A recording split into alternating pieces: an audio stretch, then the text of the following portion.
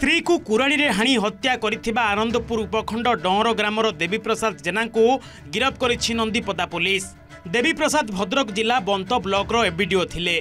चलित अक्टोबर मास 2 तारिख दिन देवी प्रसाद तांको पत्नी सुदेशना को कुराड़ी रे हाणी हत्या करी फेरार हो जाइथिले। घटनार 23 दिन पर ग्रामवासी सहयोग में नंदीपदा पुलिस ताकू गिरफ करिबारे सफल होइछि। पुलिस अभियुक्त को सालनिया डाक्तरखाना को नहीं स्वास्थ्य परीक्षा कराइबा परे कोर्ट चालान करिछि। एथिरे ग्रामर जने महिला संपृक्ति थिबा बेले पुलिस तांको उपरे कोनोसी कार्यानुष्ठान ग्रहण करनथुबा अभियोग करिछि मृत सुदेशनाक पुओ। ढेंकानाल टाउन थाना पुलिस हाथ में धरा पड़े 4 डकायत। 4 डकायत हेले टाउन थाना अंतर्गत सरजंग साईर मिलू नायक, लिपू नायक, तपू नायक और मुनु नायक। सेमानक ठारू 145 ग्राम सुना अलंकार, 910 ग्राम रूपा अलंकार सह 5टी मोबाइल फोन, नगद 5000 टंका, गोटे एलईडी टीवी, 6टी फैन सह कटर मेसीन आदि जबत होइछि। सहरर विभिन्न स्थान रे दिन रे रेकी करी राति रे घरे पसी डकायत करुथिले माने। ए डकायती गैंगर जने फेरार रहिछि। फेरार डकायत को धरिबा पई पुलिस प्रयास जारी रखिछि। हरड़ घणारे पड़िले गो चालाणकारी। रास्तार खराब है गाड़ी आउ चंपट मारिले गो चालाणकारी और गाड़ी ड्राइवर। दयनीय अवस्था गाई गोरु मानकु थिबा देखि गाड़ी उद्धार कले स्थानीय बासिंदा। गाड़ी गोरु को उद्धार बेले लगी जाइथिला लोकंकर गहली चहली। एभली घटना देखिबाकु मिलिछि दिगपहंडी आसिका मुख्य रास्ता दिगपहंडी सब जेल निकटरे। पाटपुर पुलिस पहुंची तदंत करुथुवा बेले खबर पाई प्राणी चिकित्सक घटनास्थल में पहुंची प्राथमिक चिकित्सा करुथुवा जणा पड़िछि। एही घटना को गंभीरतार सह नेछि पुलिस। परजंग थाना कंदरसिंगा गाँव में थिबा एक नकली विदेशी मद कारखाना उपरे अबकारी विभागर बड़ धरणर चढ़ाऊ। प्राय 20 लाख ऊर्ध्व टंकार नकली विदेशी मद और मद तैयारी सामग्री जबत। कारखाना चलाउथुबा स्वामी फेरार हो जाइथिबा बेले स्त्री को गिरफ करिछि अबकारी विभाग।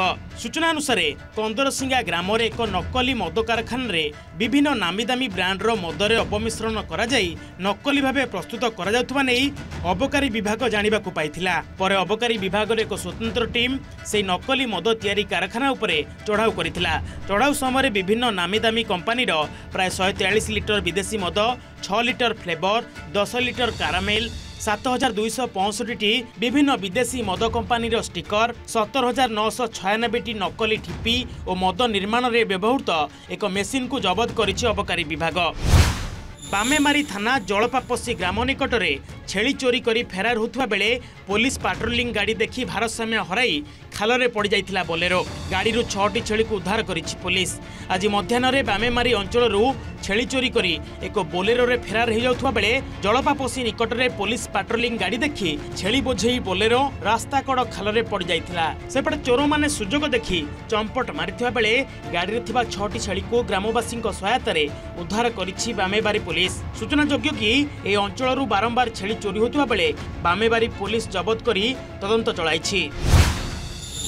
मयूरभंज रासगोविंदपुर रे 2 नाबालिका गणदुष्कर्म घटना अभियोग रे अन्य 2 अभियुक्त गिरफ संख्या 5 को वृद्धि। पश्चिम बंगरे लुचिथिले अभियुक्त। मयूरभंज जिला रासगोविंदपुर थाना अंचल रे एहिपरि लज्जाजनक घटना घटिछि। 2 नाबालिका सेमानकर नाबालक बंधुक सह यात्रा देखिबाकू जाउथुवा बेले किछि बाइक रे 6-7 जन आसी बालक बंधु को माड़ मारिथिले एवं नाबालिका टेकी नहीं दुष्कर्म करिथिबा नै अभियोग होइछि।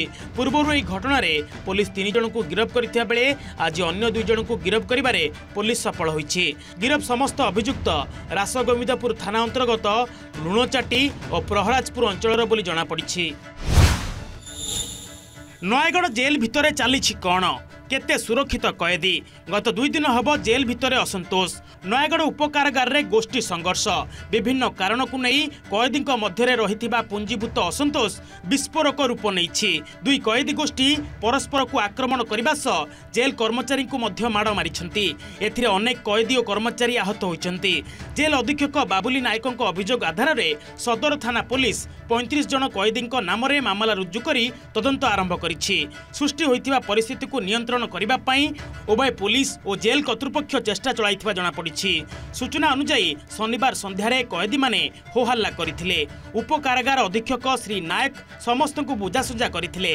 तेबे रविवार 50 रु ऊर्ध्व कैदी एकत्रित होई विरोध करने सह 3 जन कर्मचारी को निर्धूम माड़ मारिथिले।